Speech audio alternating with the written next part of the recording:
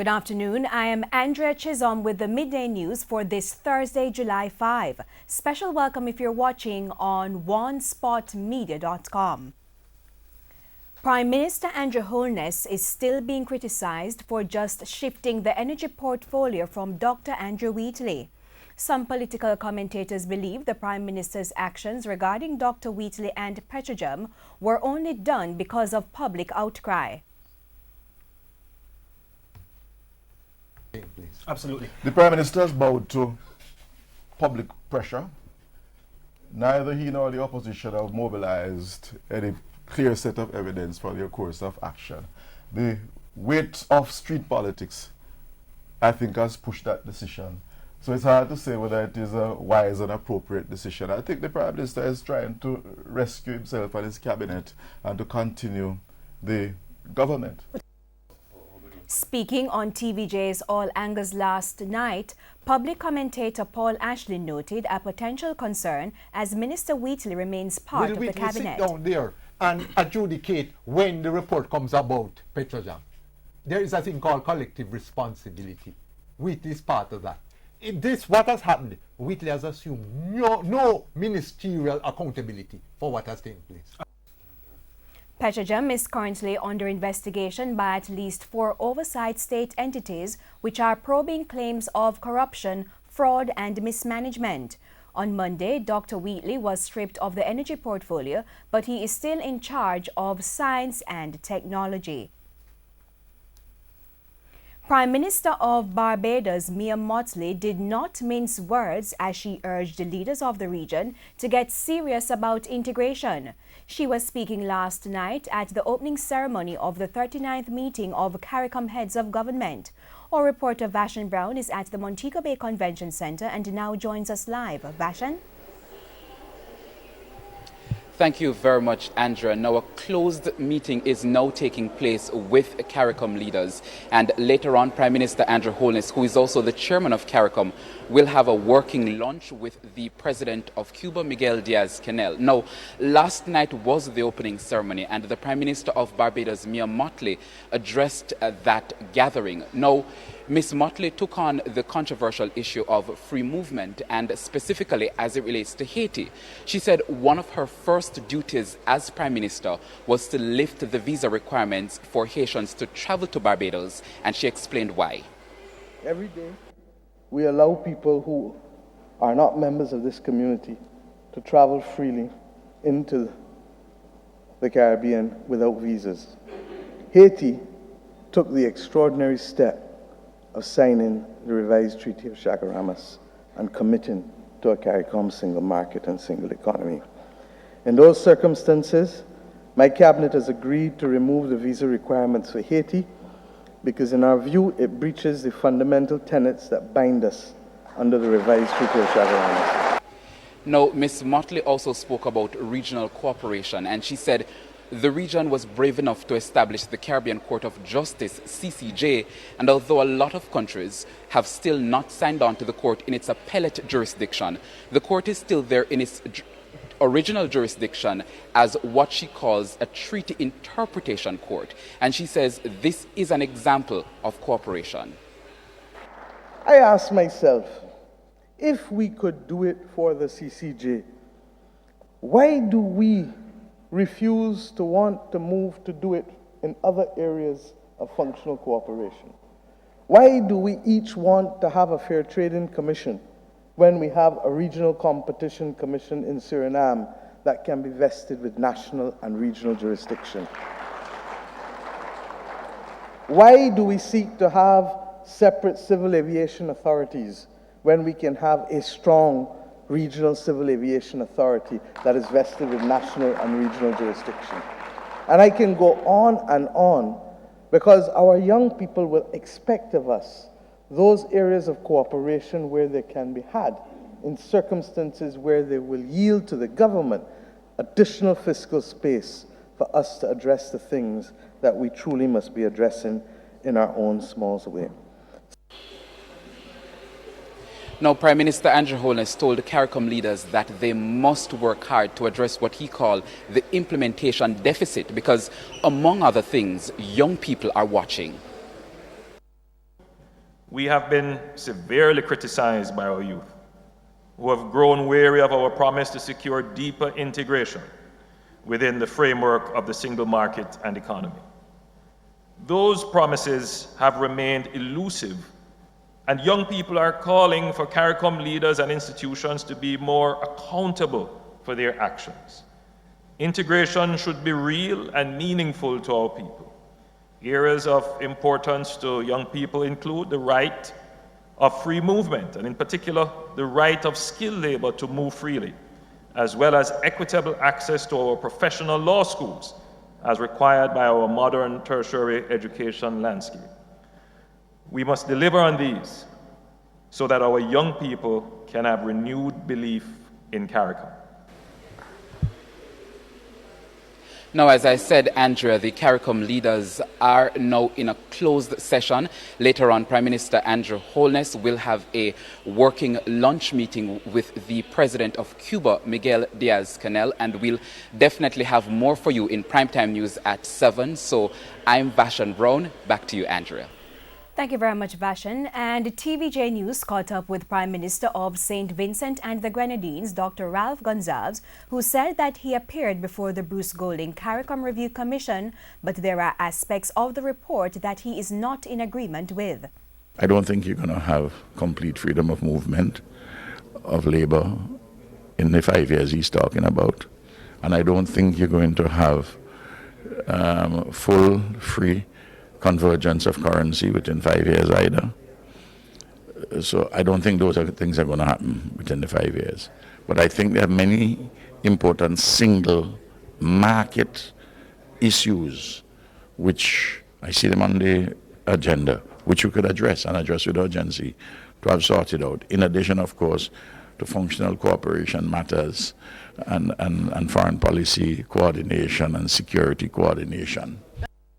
Dr. Gonsalves agrees with concerns that Caribbean leaders have been dragging their feet on certain matters. One or two countries have been dragging their feet on these matters. In the case of St Vincent and the Grenadines, we allow spouses, as a matter of course, to come and we grant them the work permit very easily, but we'll prefer if we didn't have to deal with work permit for them. And as to the children or the spouse, you could access medical care just like any Vincentian, and you can go to school just like any Vincentian.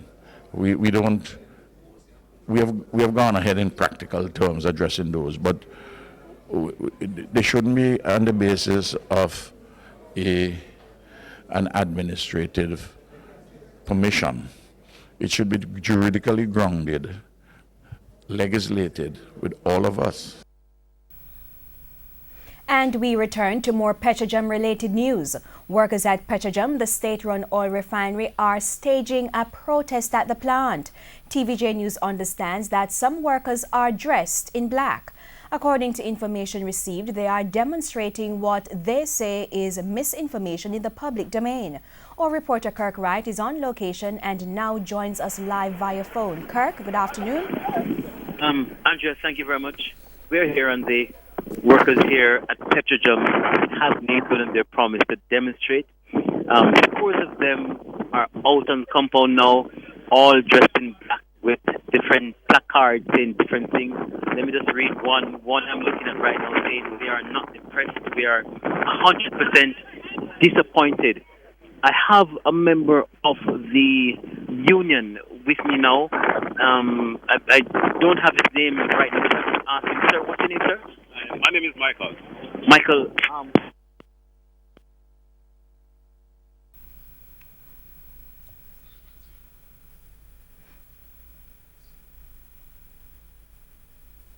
And we seem to have lost Kirk via phone. We'll try and connect with him to get more details of that protest that is underway at the state-run oil refinery Petroleum. Now, more than $1 million seized by the police more than 3 years ago during an operation in St Andrew will be going to the government's coffers. A forfeiture order was obtained last Thursday by the Financial Investigations Division FID for $11,500 US and 266,000 Jamaican dollars along with interest.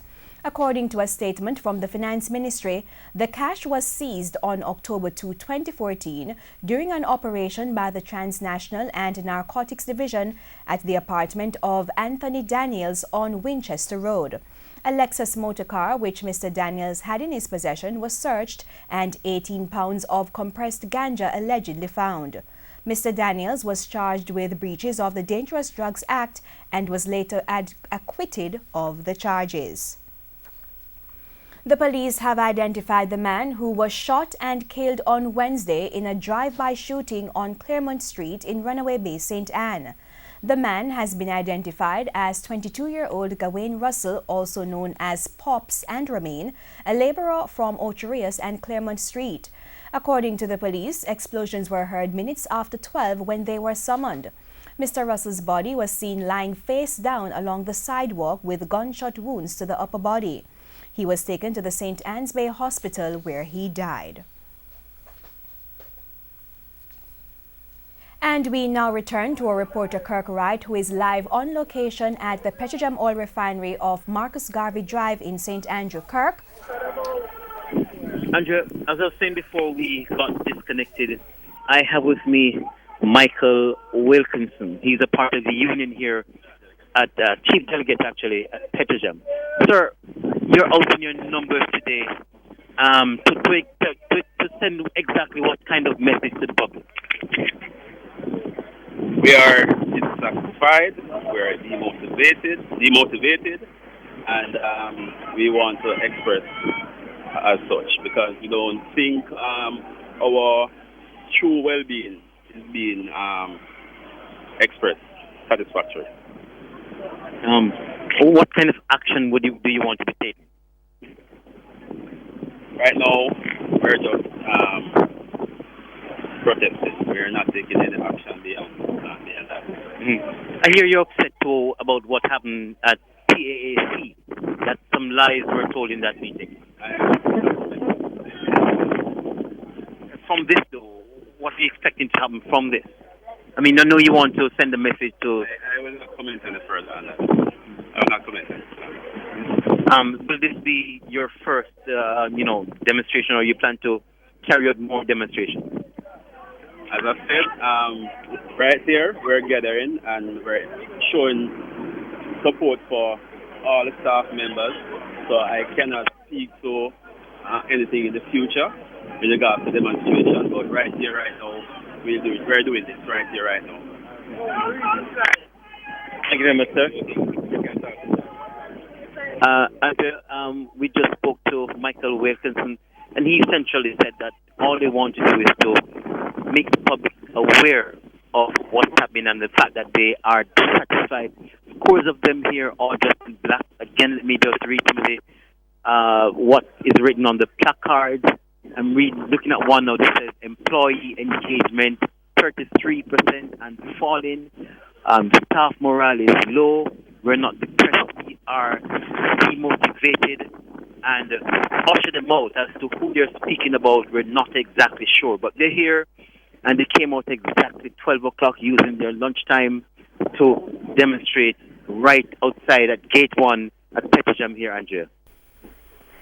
Thank you very much, Kirk, and we'll sure to have more details on that developing story later in primetime news at 7. And we now go to news in sports. World and Olympic champion over 110-meter hurdles Omar McLeod headlines the list of 7 Jamaicans down to compete in Tuesday's Diamond League meet. It's scheduled to start at 1 o'clock. A preview in this report. Though his season's best of 13.01 seconds was wind-assisted, Omar McLeod has also turned in a creditable 13.16 seconds so far this season, with both of those performances coming in the month of May.